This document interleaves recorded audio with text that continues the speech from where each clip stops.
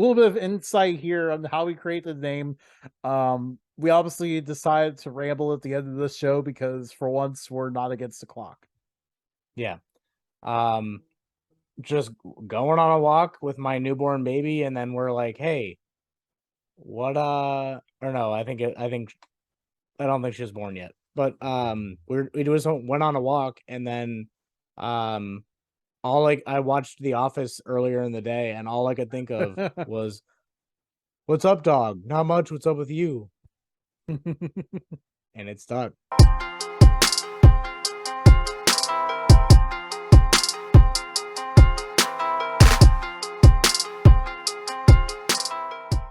Hello, hello, hello, and welcome to Updog Sports Talk. My name is Matt Miller. Joining me today is Justin McGivern. What's up, dude? What's up, man? Looking the wrong I'm way. ready to.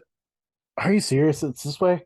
I always I think forget which way it is. on my screen it's that way.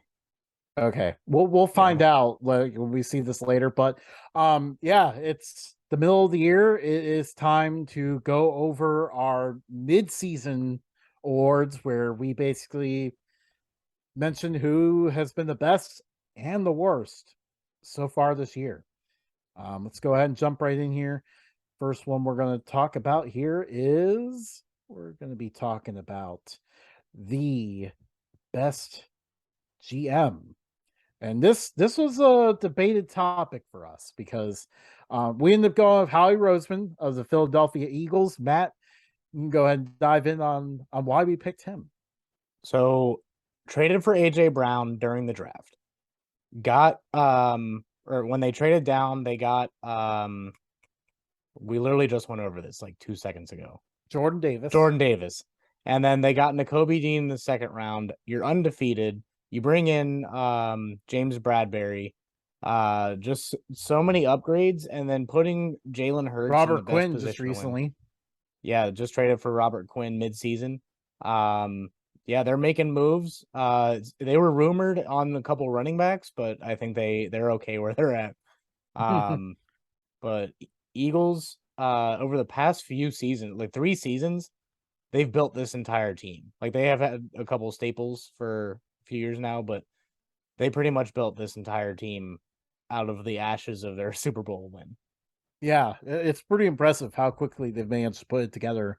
And I mean, they get the Saints first round pick next year too, and the Saints are absolutely terrible. So that's going to be a Yeah, great pick they get. potentially a top 10 pick and a potential Super Bowl run. Like that's the Yeah. dream. Yeah, their window is opened and it will be open for a few years because of the moves he's made. And we had a bit of a debate though, because another team that's kind of rising up because of what this GM has done. Our runner up, John Schneider of the Seattle Seahawks. My main argument was the fact that he absolutely trade raped the Denver Broncos. Him and everyone in that building knew that Russell Wilson was damaged goods. No one else did. He got maximum return for him. And now the Seahawks own a bunch of great picks. Absolutely nailed this draft this past year, like added a bunch of valuable contributors. They'll continue to add more. So yeah, that team's on the rise as well. Shout out. But it can't all be good, you know. We also have to keep these GMs accountable. There's only 32 of these jobs, and some of them aren't doing the job very well. And that includes Brian Gutekunst. Um, he traded away Devontae Adams from a team that was a Super Bowl contender. And really just never addressed it. It still cannot. They keep trying to lowball every single receiver, try to lowball every team they try to trade for receivers from, and just have completely failed to acquire weapons for Aaron Rodgers. Now he's just stuck with a bunch of young guys out there, and they are a hot Yeah, mess this year when I don't they think really they're only even have on a OBJ's radar. yeah, not anymore. They're hardly a playoff contender. I mean, Yeah. they're basically almost out of it at this point. And Yeah. yeah, it's because they didn't address weapons at all, really. I mean, all they have is running backs and Aaron Rodgers, but now Rodgers is just stuck. I Yeah, and mean, they're Bakhtiari is going in injured, coming out for half, like more than 3/4 of the game. and then coming in a blowout, what they're doing with him doesn't make any sense. Yeah, it's been kind of hard to figure that situation out, but Yeah. yeah, I mean, Some of the mainly, moves over the past couple of years, he just yeah, it's been pretty bad. Yeah, and I mean, like, he started to get a little bit of credit there for a little bit when he smoothed things over with Aaron, and then didn't with Devontae, and then traded him away, and now they don't have anyone to throw to. we had a tie for the runner-up. We had George Patton from the Broncos. Pretty much everything that Justin said earlier about the Seahawks GM, and the fact that they are trading for running back depth, which they need, but there were better options out there if you want to stay competitive. And then giving up their best player, not the best idea. And then Justin, you actually had a different runner-up. Yeah, well, I disagreed with you a little bit. I thought it was more on Schneider's brilliance because none of us knew that Russell Wilson was damaged goods, including Patton from the Broncos. But Peterson, the Titans GM, was on my list for similar reasons to Gutekunst. Had a Super Bowl contending team, traded away the best receiver off that team, and now, I mean, they're still good because Vrabel's a really good coach, but do they have a chance of winning the Super Bowl? Probably not. We saw them against the Chiefs on Sunday, and they had no chance because they couldn't throw to any receivers. Their receivers were not open at all, and yeah, they ended up losing that game as a result. Moving on to Our interim coach of the year, Jeff Saturday. How about that? What a legendary move by the Colts this week. I love Jeff Saturday, but no prior experience. Actually, a lot of people are upset about this because they say that it gets around the Rooney Rule. So, love Jeff Saturday. Love him. I think he's going to bring energy to this team. Don't think it's going to bring wins, though. But I mean, it's so great because, this guy, it's like the Dan Campbell hire in mid-season. Not even that. I mean, because at least Dan Campbell was an assistant. He was on ESPN, doing Good Morning or Good Morning Football or whatever it's called. Get Up. Yeah, he was on ESPN doing Get Up. He had was no also idea a high school football coach. He had no idea he was going to be coaching an NFL team this year. At a private school who did not play well, but it was down in Georgia. Things could be different down there, but man, Jeff Saturday, interim coach of the year. I absolutely love it. Halfway through the season. Just, out of nowhere, he's an ESPN analyst, and they bring him in. But hey, you gotta give it to him. It can't get much worse. They had -2 yards in the first quarter against the Patriots this past week. So, clearly nowhere to go but up at this point. He'll bring the energy. Another one of our silly awards, the Crab Legs Award.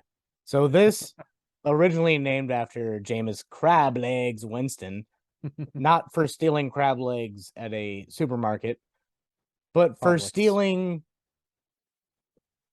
He didn't steal anything. It's the most chaotic, most, I don't know, whatever you want to call it. It's a celebration of his 33 touchdown, 30 interception year. I mean, it doesn't get any better than that, and that's why the award is named after him. And so we chose Kenny Pickett. So the Steelers draft him. Everyone's excited. Everyone's chanting for him to go in. And what does he do? He throws picks. He's Kenny Picks. I mean, he's put up some good energy on the offense. Everyone seems happier with him in, but man, does that guy just throw picks? Tiny hands, Kenny Picks. Enough with the hands. We don't need to hear about the hands anymore. But yeah, he got this because he's definitely on pace to throw the most. We took into account the fact that he didn't start the first several games, came in and he's immediately throwing 8 picks compared to only 2 touchdowns. So yeah, I mean, if and you know, we have to take that into account. We have to take into account who's playing right now, because if this person was playing, he would have won the award. Matt Ryan had thrown 9 touchdowns and 9 picks. He threw for a bunch of yards. I mean, Matt Ryan was literally chaos on the field. Unfortunately, he has been He was benched, and good, and that's then he was why bad. And he was good, that and then he that was bad. and that's why he is not the winner of this award mid-season, because it just seems like there's not a lot of potential left for him to throw picks because he's currently not playing. Also, shout out Matt Stafford, who is currently playing and has thrown 8 touchdowns and 8 picks so far this year. And then moving on to offensive, he has MVP. I prefer Player of the Year, but we both It fit agree that it's better Tyreek on the Hill. slide. Um, Yeah, 100 or 1,104 yards receiving.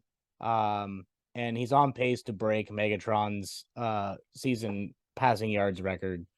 Just an insane season. Doesn't matter if he has first string, second string, or third string receivers or quarterbacks passing to him. He's just going to take that ball and get 200, 300 yards.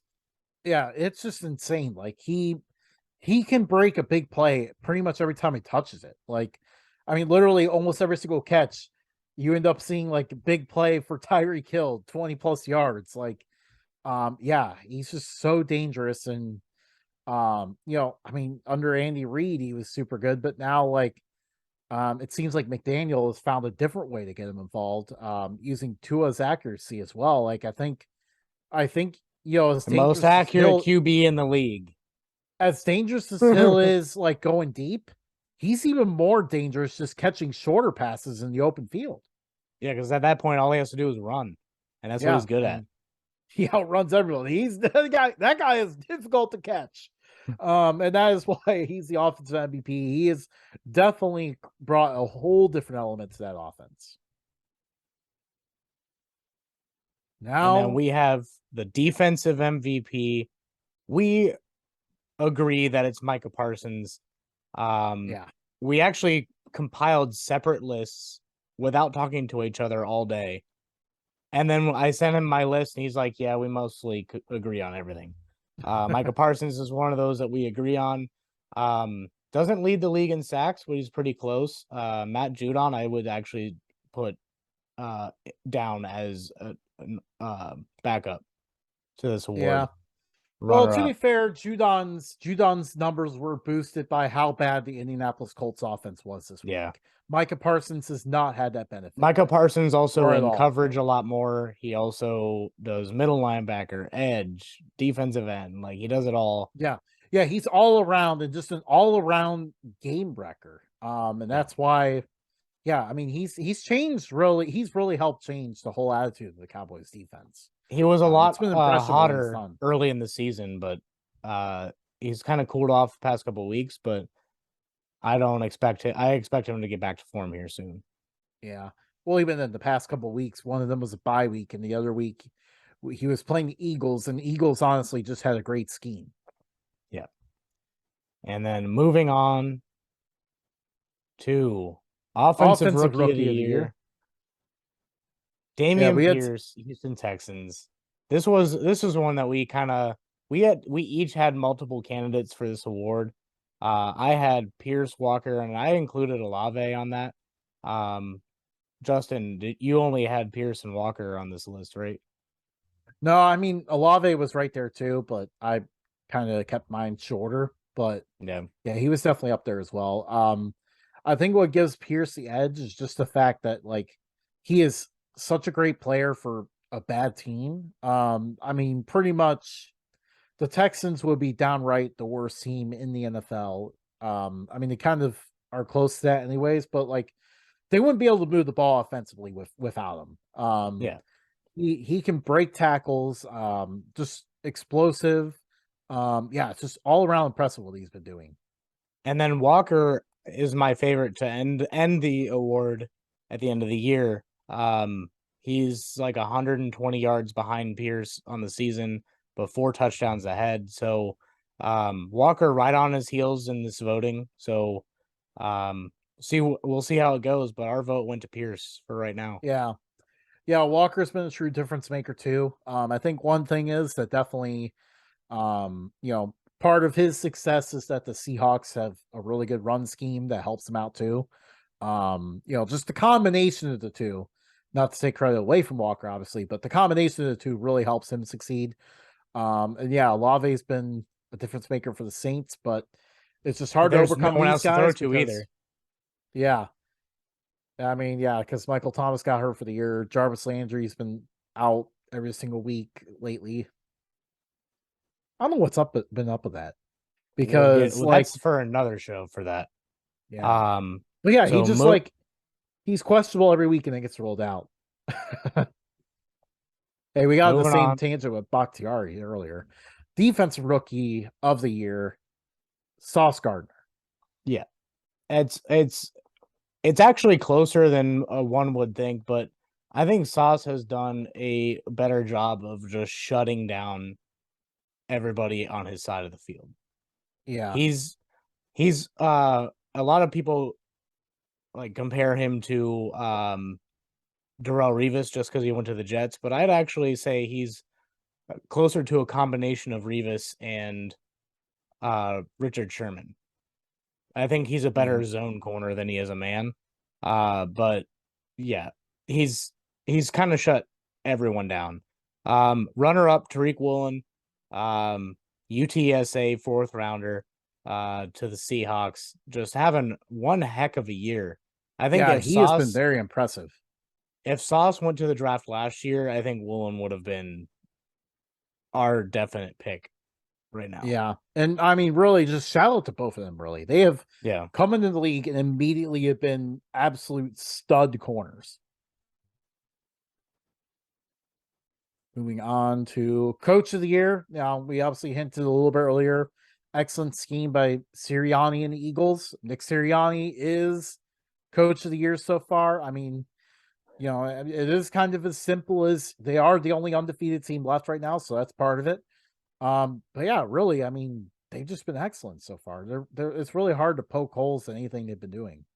Yeah, I like. There's been probably a handful of plays that you could look at and be like, "Wow, that was a terrible play call," or it wasn't executed good or whatever. But the Eagles, to me, like last year, barely making it to the playoffs, getting blown out by Tom Brady, and then coming back and then just going undefeated halfway through the season. Like Sirianni has this team wrapped around his finger. He's definitely everybody there loves him. He's a Philly guy through and through. Definitely a great representation of that city. Yeah, absolutely. Yeah, I mean, they couldn't ask for any more at the position right now. Yeah. Shout out to Kevin O'Connell. He came in second on our list. He was the other name that we brought up, and then, I mean, pretty much the tiebreaker is they faced off earlier in the year, and Sirianni and the Eagles won. So that's the tiebreaker there. But Kevin O'Connell has come in. He's completely reversed the trend that the Vikings were on, because the past couple of years, the Vikings kept losing one-score games. Now they're winning all those one-score games. It's transformed them to a 7-1 team that is very, very much in control of the NFC North, which is not what anyone expected coming into the year. Yeah. And then also, just we didn't really vote for him, but shout out Vrabel as well. Just because we mentioned earlier how his GM traded away their best weapon. No offensive weapons at receiver and stuff. And he's still a great coach. He's still got his team atop the AFC South and like, I think like a top 3 seed at the moment in the AFC. And they've dealt with injuries all over the offensive line, and their Yeah. starting quarterback goes down. Luckily, they drafted another one. So, yeah, I'm impressed with what he's been doing, but I mean, obviously, Sirianni's running away with the award. Yeah, for sure. But obviously, Moving again, on, there's some bad ones too. And that's why we also have the least valuable coach easily was Josh McDaniels. Yeah, how does this guy go? Like he accepted the Colts, flew there, got on a plane, flew back, turned down the Colts, went back to the Patriots. And then he was also the Broncos head coach, got caught cheating, went back to the Patriots. Is he just trying to ruin teams? Like, is I Bill don't know. Belichick just sending him out saying, "Hey, go to this team, ruin them, and then come back"? Well, yeah, like the Broncos thing was a giant mess. Back then, he had GM powers as well, where he was using second round picks on blocking tight ends. Um, yeah, he was terrible at the Broncos. I mean, really, we did get kind of lost in the fact that his GM moves were very bad. Everyone was kind of like, and then obviously after several years with success with the Patriots, it was like, oh, well, he's still a really good coach. Maybe he'll do good things once he finally goes somewhere else, but doesn't have GM powers. No, he's just a shitty coach. Yeah. That's pretty much what it How are is. you? How can you have such successful offenses in New England, regardless of if you have Tom Brady or not? And then all of a sudden, just become a head coach, become like you're calling the plays. How is it so bad? You have the players. They made the playoffs last year. Yeah. You have Devontae Adams, who's one of the best receivers in the league, and like they they're just so inconsistent in targeting him. Like, they'll start out a game like last week, they start out the game targeting him a bunch, have a bunch of success, look unstoppable. Then they stop targeting him, let the other team come back and win the game. And they have And drop blown Jonathan so many. Abrams, by the way. Yeah, just dropped him out of nowhere. They Yeah, have another blown first round blunder. Yeah, and they have blown so many leads of like 17 or more. That is Mhm. 3 score leads they are blowing consistently. It's problematic. Yeah. And he is Josh rude. McDaniels on our hot seat. Like, if I'm Yeah. Mark Davis, I take my little kid backpack off. I take him into the room and then I yell at him for about an hour and a half and fire him and send him back to New England. Problem is, I don't know if they can. I mean, like, I'm pretty sure he got a pretty big contract because everyone's been trying to lure him to be their head coach for years now. And And once again, the Raiders overspend and it's going to kick him in the ass in the end. yeah, and he has ruined Derek Carr too. This is a talented roster that might not reach their potential because of this mistake. They should have just stuck with Bisaccia. How's your Yeah. family? Next, we have our least valuable player. We go back to the AFC West again. Kind of hinted it earlier. Russell Wilson's being paid a ton of money. He has stunk so far. Yeah, just terrible, dude. You sign a contract for 240 and then you miss wide open receivers for 2 wins. They could have 2 more wins, and actually, we wouldn't be having this conversation had he thrown the ball to them. Yeah. Yeah, it's just Like, and they probably wouldn't have traded away Bradley Chubb.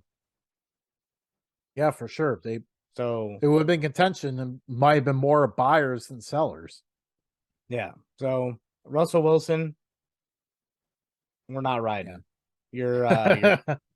You're playing terrible, dude. I don't care how many workouts you do on an airplane to London. Yeah, the man was working out for 4 hours of the plane ride to London. Like, Still can't believe that. if people start doing that when I go on flights, I'm gonna be legit pissed. I mean, there's no way his teammates were actually able to sleep on the plane with that going on for four Right. hours. I mean, Like, like what? I feel like it's a publicity stunt Yeah, more so like than anything. that's what it seems like. What he thinks a quarterback should be doing. And then, like, just trying to get on the media's good side so they stop ripping him. Yeah, which And doesn't work. we've seen this game from Russell Wilson before. Yeah. My runner-up, Matt vehemently disagreed. But also Kenny Vehemently. Galladay. Dang it, I would have had my skis in that one. Um, but yeah, Kenny Galladay, because I mean, yeah, he's been out the last 5 games, but still, Kenny Galladay has been paid $10 million per catch so far. Being paid over 21 million, has 2 catches.